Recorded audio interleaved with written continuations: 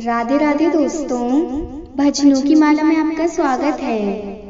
सती का योगाग्नि से अपने शरीर को भस्म कर देना, दर्शकों का हाहाकार, शिव पार्षदों का प्राण त्याग तथा दक्ष पर आक्रमण, ऋषभों द्वारा उनका भगाया जाना तथा देवताओं की चिंता। ब्रह्मा जी कहते हैं, नारद मौन हुई सती देवी अपने पति का सादर स्मरण करके शांतचित्त हो सहसा उत्तर दिशा में भूमि पर बैठ गई। उन्होंने विधि पूर्वक जल का आचमन करके वस्त्र ओढ़ लिया और पवित्र भाव से आंखें मूंदकर पति का चिंतन करती हुई वे योग मार्ग में स्थित हो गई। उन्होंने आसन को स्थित कर प्राणायाम द्वारा प्राण और आपन को एक रूप करके नाभि चक्र में स्थित किया। फिर उदान वायु को बलपूर्वक नाभि चक्र से ऊपर उठाकर बुद्धि के साथ हृदय में स्थापित किया। तत्पश्चात शंकर का प्राण वल्लभा आनंदिता सती उस हृदय स्थित वायु को कंठ मार्ग से भ्रकुटियों के बीच में ले गई।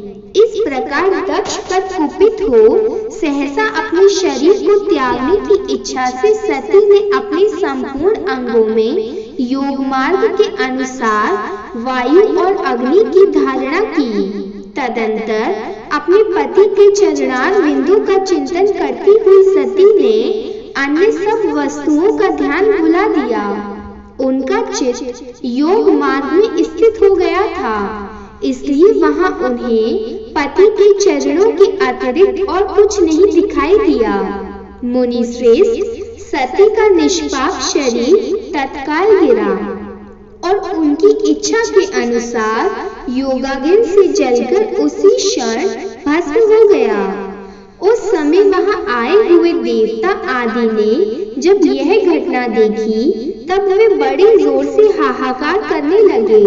उनका वह महान, अद्भुत, विचित्र एवं भयंकर हाहाकार आकाश में और पृथ्वी स्थल पर सब ओर फैल गया।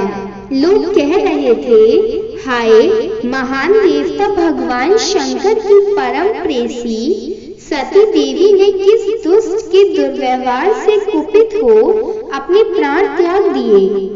अहो ब्रह्मा जी के पुत्र इस दक्ष की बड़ी भारी दुष्टता तो देखो।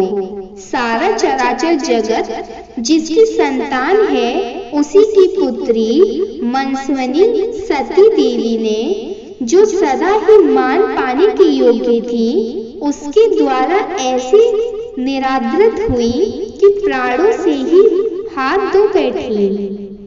भगवान वृषध्वज की प्रिया सती सदा सभी सत्पुरुषों द्वारा निरंतर सम्मान पाने की अधिकारिणी थी।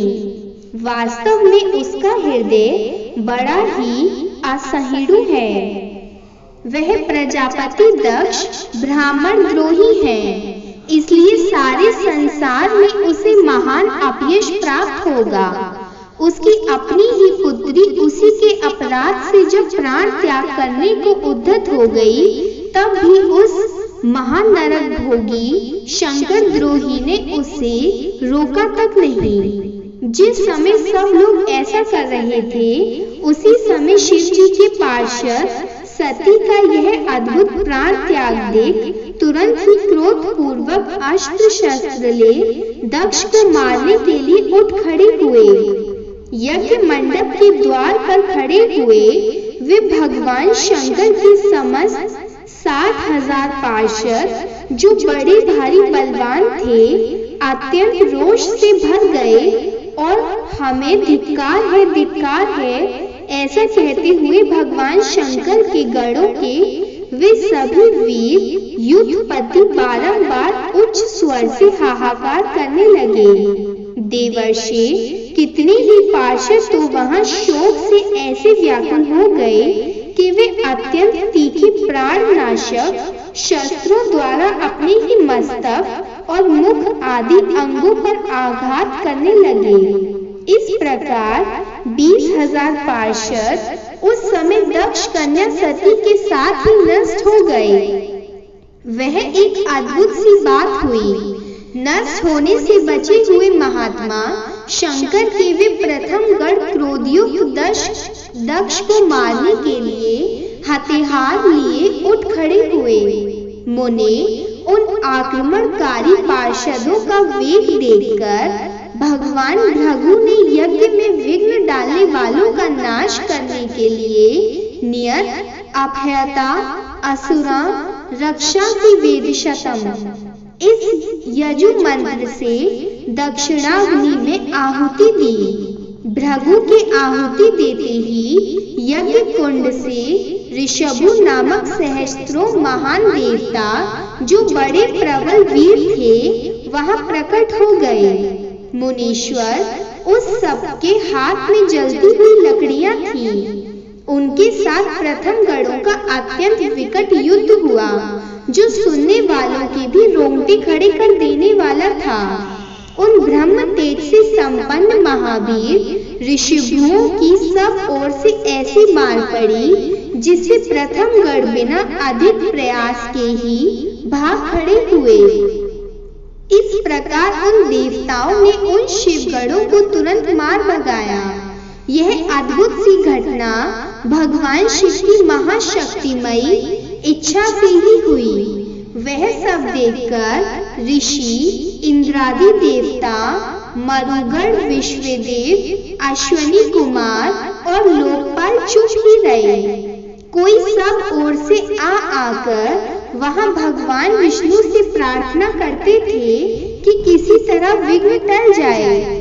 वे उदिगण को बारंबार विघ्न निवारण के लिए आपस में सलाह करने लगे। प्रथम गणों के नाश होने और भगाए जाने से जो भावी परिणाम होने वाला था उसका भली भांति विचार करके उत्तम बुद्धि वाले श्री विष्णु आदि देवता अत्यंत उद्विग्न हो उठे थे। मुने उस प्रकार दुरात्मा शंकर द्रोही ब्रह्म बंधु दक्ष के यज्ञ में उस समय बड़ा भारी विघ्न उपस्थित हो गया।